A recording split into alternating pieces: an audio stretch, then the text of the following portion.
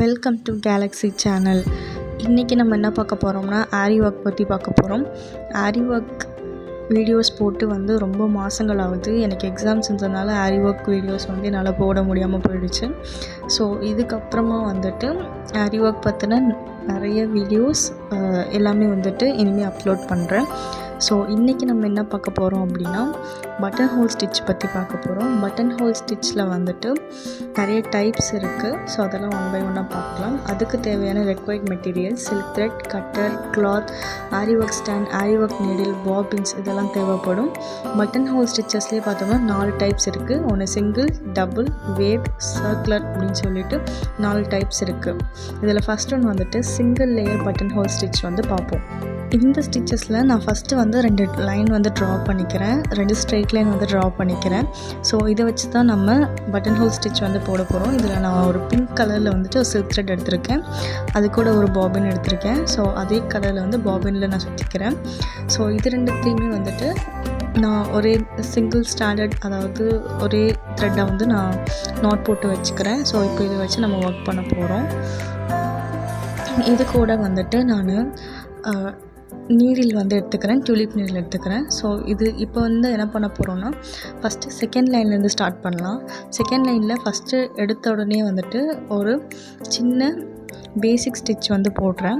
அந்த பேசிக் ஸ்டிச் போட்டது பிறகு பக்கத்துலேயே ஒரு சின்ன ஸ்டிச் போட்டுக்கிறேன். அந்த சின்ன ஸ்டிச் ஏன் போடுறோம் அப்படின்னா அந்த ஃபஸ்ட் டைம் போட்ட அந்த பேசிக் செயின் ஸ்டிச் அவுறாமல் இருக்கிறதுக்காக. அதுக்கப்புறம் செகண்ட் ஸ்டெப்பை ஃபஸ்ட் லைனில் ஒரு பஞ்ச் பண்ணிவிட்டு த்ரெட்டை எடுத்துகிட்டு அங்கே நம்ம ஸ்டிச் பண்ணுறதுக்கு பதிலாக கீழே புல் டவுன் பண்ணும்போது அது ஒரு லாக் மாதிரி ஃபார்ம் ஆகும். ஒரு மாதிரி எல் ஷேப் மாதிரி கிடைக்கும் இல்லையா. ஸோ அதுக்கப்புறமா பக்கத்துலேயே ஒரு சின்ன ஸ்டிச் போட்டுக்கிறோம். ஏன்னா நம்ம அந்த ஸ்டிச் மேலே போட்டிருக்கோம் இல்லையா, அது அவுறாமல் இருக்கிறதுக்காக இன்னொரு ஸ்டிச் சின்ன ஸ்டிச் போட்டுக்கிறோம். இதுதான் ஃபஸ்ட் ப்ரொசீஜர். ஸோ இதே மாதிரியே அடுத்தடுத்து பண்ணணும். அதே மாதிரியே சேம் பேசிக் செயின் ஸ்டிச் போட்டுட்டு அதுக்கு பக்கத்துலேயே இன்னொரு சின்ன ஸ்டிச் போட்டுக்கணும்.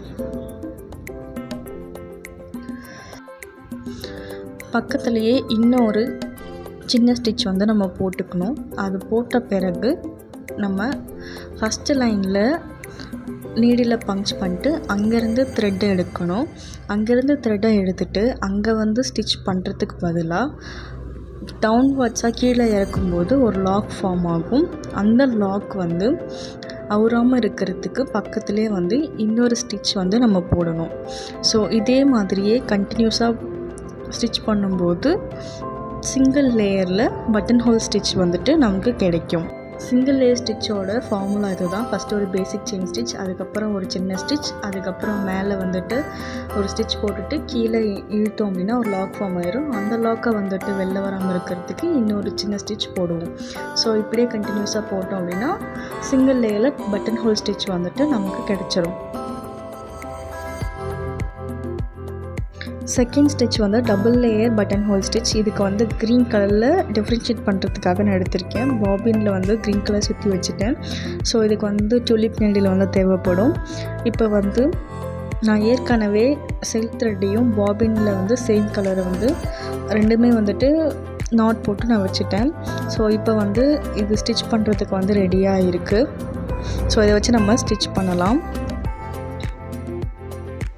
இப்போது எனக்கு 3 லைன் தேவைப்படுது இந்த டபுள் லேயர் அப்படிங்கிறதுனால. இப்போ 3 லைன்ஸில் நான் ஃபஸ்ட்டு எடுத்த உடனே என்ன பண்ண போகிறேன் அப்படின்னா நடுவில் இருக்கு இல்லையா செகண்ட் லைன், அதில் ஒரு பஞ்ச் பண்ணிட்டு ஒரு பேசிக் செயின் ஸ்டிச் போட்டுக்கிறேன். அந்த பேசிக் செயின் ஸ்டிச்சுக்கு பக்கத்தில் ஒரு சின்ன ஸ்டிச் போட்டுக்கிறேன். ஏன்னா அது அவுறாமல் இருக்கிறதுக்காக பக்கத்துலேயே ஒரு சின்ன ஸ்டிச் நான் போட்டுக்கிறேன். ஸோ அதுக்கு பிறகு என்ன பண்ணுறோன்னா எப்பயுமே சிங்கிள் லேயரில் நம்ம போட்டிருப்போம் இல்லையா, அதே மாதிரியே மேலே ஃபஸ்ட் லைனில் அப்வர்ட்ஸில் ஒரு பஞ்ச் பண்ணிட்டு அங்கேருந்து நம்ம த்ரெட்டை எடுக்கணும். பட் ஆனால் அங்கே ஸ்டிச் பண்ணக்கூடாது. கீழே பேக்வேர்டாக டவுன்வர்ட்ஸ் இறக்கும்போது ஒரு லாக் ஃபார்ம் ஆகும். அதே மாதிரியே தேர்ட் லைனில் பார்த்தோன்னா அங்கேருந்து த்ரெட்டை புல் அவுட் பண்ணிவிட்டு அங்கேயே ஸ்டிச் போடாமல் மேலே அப்வர்ட்ஸாக வந்துட்டு நீங்கள் இழுக்கும்போது கீழேயும் வந்துட்டு உங்களுக்கு லாக் ஃபார்ம் ஆயிரும். ஸோ மேலே கீழே 2 சைடுமே வந்துட்டு லாக் ஃபார்ம் ஆயிரும். அந்த லாக்கில் வந்துட்டு கழண்டு வராமல் இருக்கிறதுக்கு பக்கத்துலேயே வந்து ஒரு சின்ன ஸ்டிச் வந்து போட்டுக்கிட்டோம் அப்படின்னா அந்த ஸ்டிச் எல்லாம் எதுவுமே வந்துட்டு லூஸ் ஆகாமல் இருக்கும். ஸோ இதுக்காக நம்ம இந்த ஸ்டெப்பை வந்து நம்ம ஃபாலோ பண்ணுவோம். ஸோ இதே மாதிரியே தான் வந்துட்டு அடுத்தடுத்து வர்றது எல்லாமே. இப்போ வந்து நான் ஒரு சேஃப்டிக்காக பக்கத்துலேயே ஒரு சின்ன ஸ்டிச் வந்து நான் போட்டுக்கிறேன். ஸோ இது வந்துட்டு ஒரு ஃபஸ்ட்டு லேயர். இதுக்கப்புறமா என்ன பண்ணுறோன்னா ஆல்ரெடி ஒரு பேசிக் செயின் ஸ்டிச் இருக்குது, அதில் ஒரு சின்ன ஸ்டிச் போட்டேன். அதுக்கு பிறகு அப்வர்ட்ஸில் வந்துட்டு த்ரெட்டை வந்து எடுத்து கீழே லாக் பண்ணிட்டேன். அதே மாதிரியே கீழேருந்து த்ரெட்டை வந்து எடுத்து அப்வர்ட்ஸ் இழுக்கும்போது மேலே எனக்கு லாக் ஆகிடுச்சு. ஸோ சென்டரில் லாக் ஆன பிறகு அதை வந்து இன்னொரு சின்ன ஸ்டிச் வந்து போட்டு அதை நான் வந்து செக்யூர் பண்ணிக்கிறேன். ஸோ இதே மாதிரியே வந்து எல்லா ஸ்டிச்சஸுமே வந்துட்டு நம்ம போடணும். அப்படியே நான் எல்லா ஸ்டிச்சஸுமே போட்டுக்கிறேன். மெயின் ஃபார்முலா வந்துட்டு ஒரு பேசிக் செயின் ஸ்டிச்சு, அதுக்கப்புறம் சின்ன ஸ்டிச் அப்வர்டில் பிடிச்சி இழுக்கணும், டவுன்வர்டில் பிடிச்சி இழுக்கணும், அதுக்கப்புறம் அதே மாதிரி இன்னொரு செயின் ஸ்டிச், அதுக்கப்புறமா இன்னொரு சின்ன ஸ்டிச் போட்டு முடிச்சுக்கணும். ஸோ இதில் வந்து சிங்கிள் லேயர் வந்து நல்லா ப்ராக்டிஸ் பண்ணிக்கோங்க, அப்போ தான் டபுள் லேயர் நல்லாவே வரும். ஸோ இதில் வந்துட்டு சிங்கிள் லேயர், டபுள் லேயர் 3 முடிச்சாச்சு. 3வது வந்துட்டு வேவ் பட்டன் ஹோல் ஸ்டிச் அப்படின்னு நம்ம சொல்லுவோம். இதில் 5 லைன் வந்து நமக்கு தேவைப்படும். ஏன்னா ஒவ்வொன்றும் அப்படியே வந்துட்டு வேவியாக வரணுங்கிறதுக்காக இதில் வந்து நான் என்ன பண்ணிக்கிறேன்னா ப்ளூ கலரில் வந்துட்டு த்ரெட் எடுத்துக்கிறேன். எல்லாமே சில்க் த்ரெட் தான் நான் யூஸ் பண்ணுறேன். ஸோ ஏற்கனவே பாபினில் இதே மாதிரி ரெடியாக வந்து வச்சுக்கிட்டேன். இப்போது என்ன பண்ண போகிறோன்னா ஃபஸ்ட்டு லைன்லேருந்து நம்ம ஸ்டார்ட் பண்ண போகிறோம். இந்த 5 லைன்ஸ் இருக்கு இல்லையா, இது வச்சு தான் நம்ம யூஸ் பண்ண போகிறோம். இப்போது ஃபஸ்ட்டு லைன்லேருந்து நான் என்ன பண்ண போகிறேன்னா ஒரு பஞ்ச் பண்ணிட்டு அதுலேருந்து த்ரெட்டை நான் எடுத்துக்கிறேன். இப்போது நான் த்ரெட்டை எடுத்த பிறகு ஒரு பேசிக்கான செயின் ஸ்டிச் வந்து நான் போட்டுக்கிறேன். அந்த செயின் ஸ்டிச் வந்துட்டு அவுறாமல் இருக்கணும் அப்படிங்கிறதுக்காக என்ன பண்ணுறேன்னா பக்கத்துலேயே வந்து இன்னொரு சின்ன ஸ்டிச் வந்து நான் போட்டுக்கிறேன். ஸோ இதுக்கப்புறமேட்டு தான் வந்து நம்ம மெயினாக அந்த வேவ் லுக்கை வந்து கொடுக்கணும். அதுக்காக என்ன பண்ண போகிறேன்னா லாஸ்ட்டாக வந்து இழுத்துக்கிறேன். ஸோ அந்த இடத்துல வந்துட்டு லைனில் ஒரு பஞ்ச் பண்ணிட்டு அங்கே ஸ்டிச் பண்ணுறதுக்கு பதிலாக மேலே அப்வர்ட்ஸாக இழுக்கும்போது ஒரு லாக் வந்து விழுந்துருது. ஸோ இது வந்து ஒரு ஃபஸ்ட்டு ஸ்டெப்.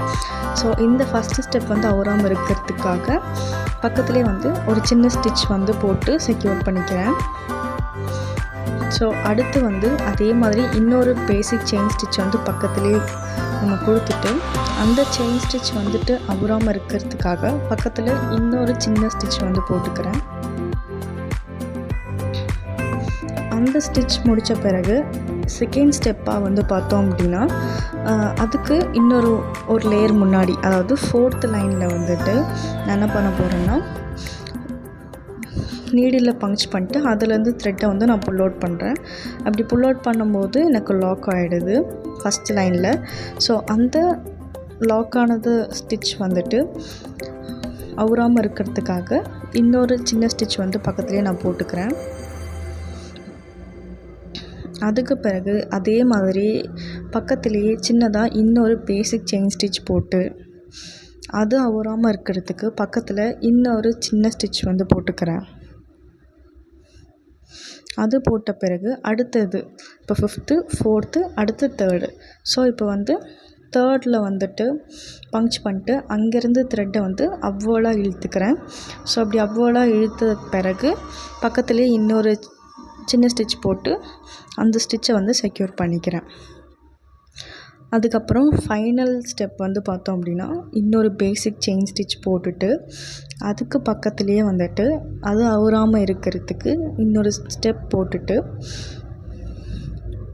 இன்னொரு சின்ன ஸ்டிச் வந்து நான் போட்டுக்கிறேன். அந்த ஸ்டிச் போட்டு முடித்த பிறகு ஆல்ரெடி வந்துட்டு 5 4 3 முடிச்சாச்சு. அடுத்து செகண்ட் லைன். அந்த செகண்ட் லைனில் வந்துட்டு பஞ்ச் பண்ணி த்ரெட்டை எடுத்துகிட்டு மேலே அப்வர்ட்ஸ் இழுக்கும்போது லாக் ஆகிடும். ஸோ இதில் வந்துட்டு அந்த லாக்கான ஸ்டிச் வந்துட்டு அவுறாமல் இருக்கிறதுக்கு பக்கத்துலேயே இன்னொரு சின்ன ஸ்டிச் வந்து போட்டுக்கிறேன். ஸோ இப்படி தான் வந்துட்டு ஒரு வே வந்து ஃபினிஷ் ஆகுது. ஸோ இதே மாதிரியே இன்னொரு வே வந்து கம்ப்ளீட் பண்ணணும். அதுக்கு அதே மாதிரி இன்னொரு பேசிக் செயின் ஸ்டிச் வந்து போட்டுக்கணும். பேசிக் செயின் ஸ்டிச் போட்ட பிறகு பக்கத்துலேயே வந்துட்டு அது அவுறாமல் இருக்கிறதுக்காக இன்னொரு சின்ன ஸ்டிச் போட்டுக்கிறேன். ஸோ இப்போ ஃபஸ்ட்டில் முடிச்சிருக்குமா, அதான் செகண்ட் லைனில் முடிஞ்சிருக்குமா, அதுக்கு பதிலாக தேர்ட் லைனில் வந்து ஸ்டார்ட் பண்ணணும். ஏன்னா அடுத்தடுத்து வரதுனால இது ஒரு மாதிரி அசெண்டிங்கில் அடுக்கடுக்காக நமக்கு அந்த அப்பீரன்ஸ் கிடைக்கும். ஸோ அதனால் இப்போது அப்வர்டாக டவுன் பண்ணி இழுக்கும்போது ஒரு லாக் செட் ஆகும். ஸோ அந்த லாக்கு வந்துட்டு இன்னொரு சின்ன ஸ்டிச் வரும்போது நமக்கு அது செக்யூர் ஆகிடும். ஸோ இதே மாதிரியே இன்னொரு பேசிக் செயின் ஸ்டிச், அதுக்கப்புறமா பக்கத்துலேயே வந்துட்டு ஒரு சின்ன ஸ்டிச் போட்டுட்டு இப்போது நம்ம செகண்ட் லைனில் போட்டிருப்போமா, அதுக்கப்புறமா தேர்ட் லைன். ஸோ அதே மாதிரி மேலேருந்து பிடிச்சி இழுக்கிறது. ஸோ இதே மாதிரி தான் என்னென்னா ஒரு பேசிக் செயின் ஸ்டிச், அதுக்கப்புறம் அதை செக்யூர் பண்ண ஒரு ஸ்டிச்சு, அதுக்கப்புறம் எந்த லைன் வேணுமோ அந்த லைனில் மேலே கீழே, அதுக்கப்புறமா வந்துட்டு அப்வர்ட் டவுன் பண்ணோம் அப்படின்னா, புல் அவுட் பண்ணோம் அப்படின்னா லாக் ஸ்டிச் ஆகும். அதில் வந்து செக்யூர் பண்ண இன்னொரு ஸ்டிச் போட்டுக்கணும். ஸோ இதுதான் வந்து பட்டன் ஹோல் ஸ்டிச். இந்த வீடியோ வந்து ரொம்ப லென்த்தியாக போனதுனால நான் பார்ட் 2 வீடியோவை நான் உங்களுக்கு போடுறேன்.